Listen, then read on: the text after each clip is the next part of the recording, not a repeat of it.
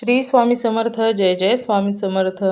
अनंत कोटी ब्रह्मांड नायक, राजाधिराज योगीराज, अक्कलकोट निवासी सद्गुरू श्री स्वामी समर्थ महाराज की जय. कशा आहात सर्व स्वामी भक्तांनो? तुम्ही सदैव आनंदी राहा हीच स्वामींच्या चरणी प्रार्थना. तुमच्या सर्व चांगल्या इच्छा स्वामी महाराज पूर्ण करोत आणि आजचा दिवस तुमचा आनंदात जावो हीच स्वामींच्या चरणी प्रार्थना. प्रथम तुम्हा सर्वांचं खूप खूप मनापासून स्वागत आहे तुमच्या अनुभवांनी बनलेला भक्त आम्ही स्वामींचे या चॅनलमध्ये. मी शुभांगी पोळ तुम्हा सर्वांचं खूप खूप मनापासून स्वागत करते. श्री स्वामी समर्थांच्या आलेल्या प्रत्येक अनुभवाचे, त्याचबरोबर श्री स्वामी समर्थांच्या प्रत्येक स्वामी भक्ताचे. श्री स्वामी समर्थांची सेवा करत असताना स्वामी हे नेहमी आपल्या भक्ताच्या पाठीशी उभे राहतातच. कारण स्वामी हे नेहमी प्रत्येक भक्ताला म्हणत असतात, भिवू नकोस, मी तुझ्या पाठीशी आहे. आणि त्याच पद्धतीने स्वामी नेहमी आपल्या भक्तांच्या पाठीशी राहत असतात. श्री स्वामी समर्थ हा मंत्र हा देखील खूपच पॉवरफुल मंत्र आहे. कारण श्री स्वामी समर्थ हे नेहमी आपल्या भक्तांच्या पाठीशी उभे राहतात. आणि हा मंत्र जेव्हा जेव्हा एखाद्या भक्ताच्या तोंडात असतो तेव्हा स्वामी म्हणतात की जिथे माझं नाव घेतलं जाईल तिथे मी नेहमी असेल आणि नेहमी स्वामी तेथे असतात. त्याचबरोबर स्वामींचा तारक मंत्र यामध्येच खूप मोठा अर्थ दडलेला आहे. तारून नेणारा असा हा मंत्र म्हणजे तारक मंत्र. आणि स्वामींची प्रत्येक सेवा ही नेहमीच उच्च कोटीची असते. आणि हे स्वामींची सेवा जशी जमेल त्या पद्धतीने केल्यानंतर जेव्हा तुमची सेवा स्वामींजवळ पोहोचते तेव्हा स्वामी आपल्या भक्तांना नेहमीच अनुभव देत असतात. आणि हेच अनुभव आपल्या चॅनलवरती शेअर होत असतात. साक्षात स्वामींच्या सानिध्यात आलेल्या भक्ताच्या आयुष्यात घडलेला चमत्कार आपल्या चॅनलवरती शेअर होत असतात. त्यामुळे स्वामींचे आलेले अनुभव दररोजचे वेगवेगळे ऐकण्यासाठी भक्त आम्ही स्वामींचे या चॅनलला सबस्क्राईब करायचं आहे. आणि याने मी व्हिडिओ सोडला की लगेचच तुमच्याजवळ पोहोचतो. त्यामुळे ज्या लोकांनी सबस्क्राईब केलेलं नसेल त्यांनी पटकन करून घ्या आणि स्वामींचे आगळे वेगळे असे अनुभव तुम्हा सर्वांना ऐकायला भेटतील. त्याचबरोबर जो अनुभव तुम्हाला आवडेल त्या व्हिडिओला लाईक करायचा आहे, शेअर करायचा आहे आणि कमेंट करायला देखील विसरायचं नाही. प्रत्येक स्वामी भक्तांच्या आयुष्यात आलेले अनुभव त्यांच्याच तोंडून तुम्हा सर्वांपर्यंत पोहोचत असतात. तर आजचा अनुभव देखील तेवढाच गोड आणि सुंदर आहे.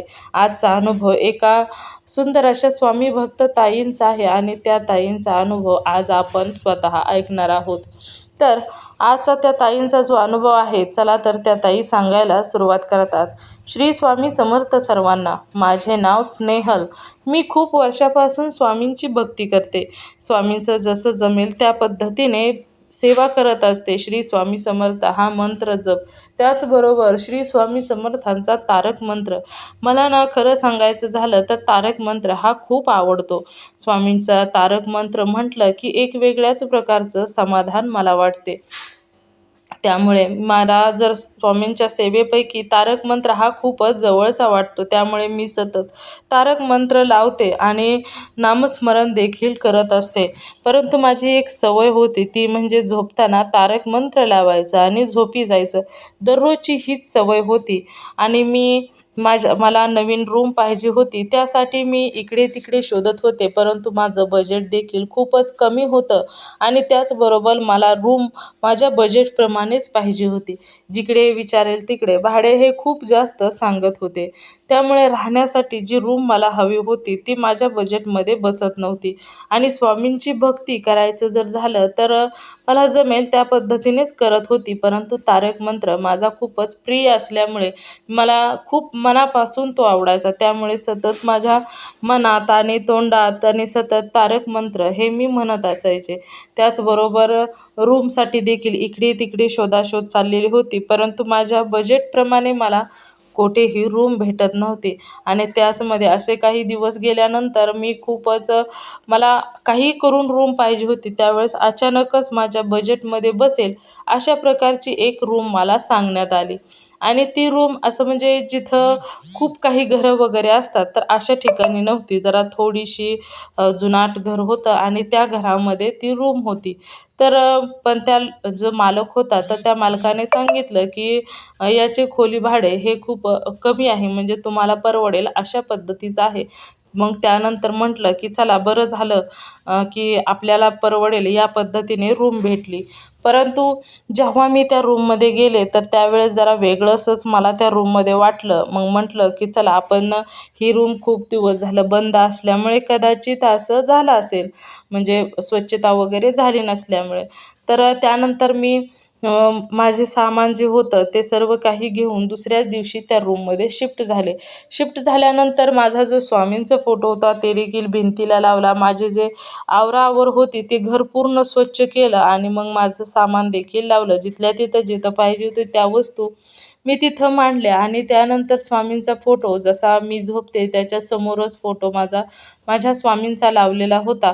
परंतु एवढी स्वच्छता करून सुद्धा त्या घरामध्ये मला सतत कुमटच वास येत होता. जरा वेगळंच वातावरण तिथे वाटत होतं. जिथे मी राहत होते तिथे म्हणजे जसं मला फिलिंग होत होतं तसं जरा वेगळंच, जरा थोडंसं असं वाटायचं की इथं अस्वस्थ वाटत होतं. परंतु मला असं वाटलं की कदाचित नवीन जागा आहे त्याच्यामुळे असं होत असेल. परंतु म्हटलं चला काही 1-2 दिवस राहिले की आपोआपच ॲडजस्ट होऊन जाईल. अशा प्रकारे मग तिथं राहायला सुरुवात केली. तर ज्या दिवशीच मी शिफ्ट झाले त्या दिवसापासून खूपच विचित्र आणि त्याचबरोबर समाधान वाटत नव्हतं. असं वाटायचं की निगेटिव्हिटी असल्यागत, म्हणजे कोणत्याच प्रकारचं प्रसन्नतेचं वातावरण वाटत नव्हते आणि असंच माझे दिवस चाललेले होते. मी दररोज स्वामींचं तारक मंत्र लावायचे, झोपायचे, स्वामींचं नाव घेत, नामस्मरण करत असेच माझी दररोज चाललेलं होतं. परंतु एके दिवशी काय झालं की कामावरून जास्तच जरा थकवा आलेला होता आणि तब्येत देखील बरी नव्हती. त्याच्यामुळे म्हटलं की चला अस्वस्थ वाटत आहे आणि त्या कंटाळलेल्या शरीरामुळे तिथं जरा असं वाटायचं की जरा शरीरातील ताकदच संपलेली आहे. परंतु जरा खूपच म्हणजे ओझं वाटायचं अंगाचं, अंग जड आल्यागत वाटायचं आणि असं वाटायचं की मी अशक्त होत चालली. आणि असे 2-3 दिवस निघून गेले. आणि त्यानंतर ना एके दिवशी इतका कंटाळा आला आणि अंग देखील खूप जड वाटत होतं आणि अशामध्येच झोपताना तारक मंत्र लावायचं विसरले. तर त्यावेळेस ना मग खूप कंटाळा आल्यामुळे तशीच झोपी गेले. अंग देखील खूप दुखत होतं. झोपी गेले आणि अचानकच असं तहान लागल्यागत जाणवू लागलं. तर मग उठायला म्हणजे जाग आली. तर जाग आल्यानंतर म्हटलं चला पाणी घेऊन यावं आणि पाणी प्यावं. तहान लागलेले आहे. तर त्यानंतर ना उठण्याचा प्रयत्न म्हणजे डोळे वगैरे उघडले, परंतु उठताच येईना. असं वाटत होतं की अंगावरती खूप मोठं ओझं ठेवलेलं आहे. आणि त्यावेळेस अचानकच एवढं अंगावरती जड वाटू लागलं की असं वाटायचं की हलताच येईना, म्हणजे खूप मोठं ओझं शरीरावर ठेवलेलं आहे असं वाटत होतं.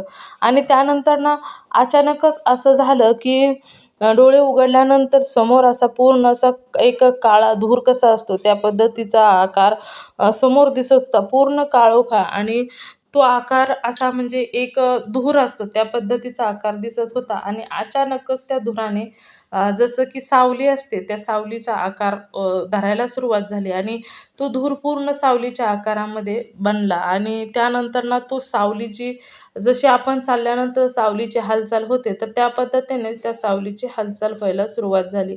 आणि हालचाल होत असताना ती सावली छातीवरती येऊन बसली. म्हणजे तो धुराचा जो काळोखाने बनलेलं होतं ते पूर्ण छातीवरती येऊन बसलं आणि त्यानंतर मग अशी एक दाबून धरल्यागत असं वाटत होतं. तर त्यावेळेस हालता येईना, काही होईना आणि खूप भीती देखील वाटत होती. काही म्हणजे ओरडता देखील येत नव्हतं आणि जी धूर होता तर त्या धुराने पूर्णपणे असा गळा दाबलेला होता. त्यामुळे तोंडातून आवाज देखील येत नव्हता. अशीच काही मिनिटं गेली. आता जीव जाणारच होता. परंतु स्वामींना हाक मारायची तर कशी हाक मारायची, कारण गळा दाबलेला होता. आणि त्या क्षणामध्ये पुढून आवाज आला की आता तू काय करणार आहेस, कुठे आहेत तुझे स्वामी आणि तू आता वाचणार नाही, तुझं सर्व काही संपलेलं आहे. आणि तो आवाज एवढा भरगच्च होता, एवढा भयानक होता, भयावह आवाज पुढून येत होता आणि तो आवाज समोरून बोलत होतं की तू आता वाचणार नाही आणि तुला कोणीही वाचवू शकणार नाही. आता तुझं सर्व काही संपलेलं आहे आणि तुला आता कोणताही मंत्र उच्चार देखील मी करू देणार नाही, कारण तुझा आता गळाच धरलेला आहे. त्यामुळे तुझ्या तोंडातून एक शब्दसुद्धा मी बाहेर निघू देणार नाही आणि तुला कोणत्याही प्रकारचा मंत्र उच्चार देखील करू देणार नाही. अशा प्रकारचा आवाज पुढून येत होता आणि आता तुला कोणीही वाचवू शकणार नाही. अशा प्रकारचे शब्द समोरून येत होते आणि ते आवाज देखील खूपच भयावह होता आणि त्याचबरोबर ते दिसायला देखील खूपच भयानक होतं. त्यामुळे एवढं घाबरून गेले होते, काहीच समजत नव्हतं आणि त्यावेळेसच आपोआपच काय झालं कोणास ठाऊक, मनातूनच आवाज येऊ लागला. आतूनच मन बोलायला सुरुवात झाली आणि मनातूनच सुरुवात झाली. निशंक होई रे मना, निर्भय होई रे मना, प्रचंड स्वामी बळ पाठीशी, अशक्य ही शक्य करतील स्वामी, अशक्य ही शक्य करतील स्वामी. प्रचंड स्वामी बळ पाठीशी, नित्य आहे रे मना. असे प्रत्येक तारक मंत्रातील एक ना एक शब्द तोंडातून आपोआपच येऊ लागला आणि जसं जसं तो तारक मंत्र मनातून मनातून मन बोलू लागलं की तारक मंत्र, तेव्हा मात्र कुठेतरी असं वाटू लागलं की या सावली जी पुढं आहे तिनं गळा दाबलेला आहे, श्वास बाहेर निघत नव्हता, तिला कुठेतरी त्रास व्हायला सुरुवात झाली. आणि थोड्या वेळ असं गेल्यानंतरच म्हणजे ती सावली अशी पुढून बोलत होती, हे तू काय करत आहेस? मला खूप त्रास होत आहे आणि त्याचबरोबर मला कसं तरी होत आहे, कारण मला असं गरम गरम वाफ लागत आहे आणि मला असं वाटतंय की मला कोणीतरी भाजवत आहे. तर अशी मला फिलिंग होत आहे. तू काय करत आहे? तू काहीतरी करत आहेस, त्यामुळे मला त्रास होत आहे. मला सोड, नाहीतर तुला मी मारून टाकीन. अशा प्रकारे ती बोलत होती आणि अशा या दोघींच्या याच्यामध्ये अचानकच खोली पूर्ण प्रकाशाने गच्च भरली आणि पूर्ण घरामध्ये प्रकाश पसरला आणि खोलीमध्ये जो प्रकाश येत होता तो ज्या भिंतीला स्वामींचा फोटो होता त्या फोटोच्या बाजूने प्रकाश येत होता. मग काय झालं होतं काही समजलं नाही, परंतु ती जी सावली होती अंगावर बसलेली, तर तिला खूपच असं जळ जळ जळ असा जाळ लागले ग तिला होत होता आणि त्यामुळे ती पूर्णपणे घाबरलेली होती आणि ती म्हणायची, सोड मला, मला वाचव, मला सोड, नाही तर बघ मी तुला मारून टाकेन. आणि अशामध्येच ती आ आ करून तिला त्रास होतोय, मी मेले, मी मेले, मला खूप त्रास होतोय, अशा प्रकारे करत करत ती सावली गायब झाली. आणि गायब झाल्यानंतर एका क्षणामध्ये सर्व काही संपलं, म्हणजे जो प्रकाश होता तो सुद्धा गायब झाला आणि जी सावली होती ती सुद्धा गायब झाली. आणि अचानकच असं वाटलं की हे काही एका क्षणापुरतं स्वप्न होतं की काय, म्हणजे असं जाणवलं. एक क्षण असं वाटलं की हे फक्त स्वप्नच होतं की काय. आणि त्यानंतर ना पण तहान मात्र खूप लागलेली होती. त्यावेळेस काहीही समजत नव्हतं की नक्की घडलं काय? हे एक स्वप्न होतं की साक्षात घडलेलं होतं? तर त्यावेळेस खूपच घाबरलेली होती. म्हणजे असं वाटलं होतं की मी स्वप्नातूनच जागी झालेले आहे. आणि तेव्हा उठून बसले. बसल्यानंतर खूप घाबरलेली होती. परंतु उठले आणि पाणी आणण्यासाठी गेले, कारण कोरड देखील, तहान देखील भरपूर लागलेली होती. आणि जाता जाता अचानकच का कोणास ठाऊक स्वामींना नमस्कार केला आणि पुढे निघाले.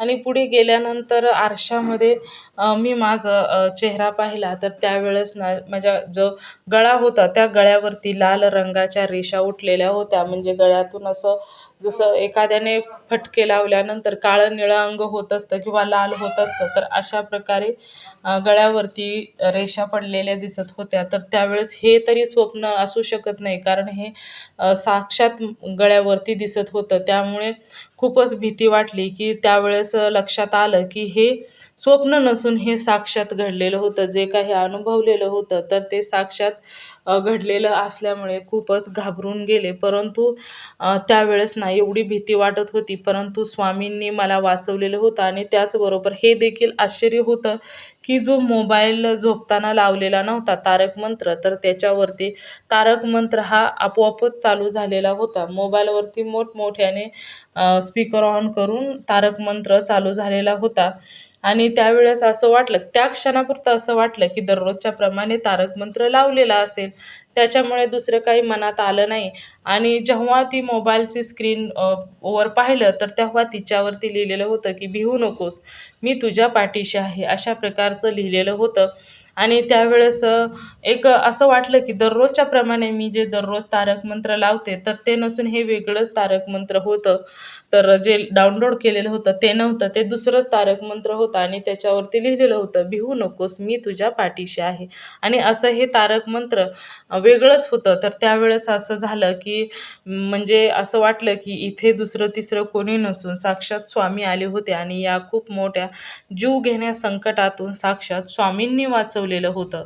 आणि त्यावेळेस मात्र खूपच घाबरून गेले, की म्हटलं, "बापरे! या रूममध्ये खरोखरच जे काही घडलं ते खूपच भयानक होतं."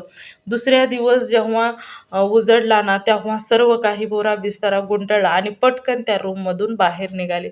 काहीसुद्धा तेथे ठेवलं नाही. एक क्षणसुद्धा दुसऱ्या दिवशी थांबले नाही. रात्रभर स्वामींचं नामस्मरण आणि जप करतच घालवला. खूप भयानक भीतीने आणि खूपच वाईट अवस्था त्यावेळेस झालेली होती. दुसऱ्या दिवशी तिथून निघून गेले आणि आसपासच्या लोकांनी त्यावेळेस सांगितलं, की या अ, क जिथे तुम्ही राहिला तिथे काहीतरी निगेटिव्हिटी आहे आणि त्याचबरोबर तुम्ही या रूममध्ये राहायला येण्या अगोदरच तिथे एका व्यक्तीने एक कुटुंब तेथे राहत होतं आणि त्या व्यक्तीने तिथे आत्महत्या केलेली होती. कदाचित त्याचाच त्रास झालेला असेल, असा हा अनुभव मी माझ्या आयुष्यामध्ये अनुभवलेला होता, जो भयानक होता. त्याचबरोबर जीव घेणं संकट देखील त्यावेळेस आलेलं होतं. परंतु स्वामी पाठीशी होते. त्यामुळे स्वामींनी तिथून बाहेर काढला आणि पुण्यामध्ये हा घडलेला अनुभव होता, जो सत्य घटना होती आणि हे स्वप्न नसून साक्षात घडलेलं होतं. त्यामुळे जेव्हा कधीही एखादं तुम्हाला राहायचं ठिकाण जेव्हा तुम्ही शोधाल, त्यावेळेस मात्र पूर्णपणे चौकशी करूनच तिथे राहायचं आहे. त्याचबरोबर पैशाचा वगैरे कोणत्याही प्रकारचा विचार न करता नेहमी चांगल्या ठिकाणीच राहायचं आहे. नाहीतर अशी खूप भयावह संकटे येत असतात आणि प्रत्येकाच्याच पाठीशी स्वामी राहावेत, यासाठी प्रत्येकाने स्वामींची भक्ती ही नक्कीच केली पाहिजे. तर हाच माझा अनुभव होता. श्री स्वामी समर्थ. जय जय स्वामी समर्थ.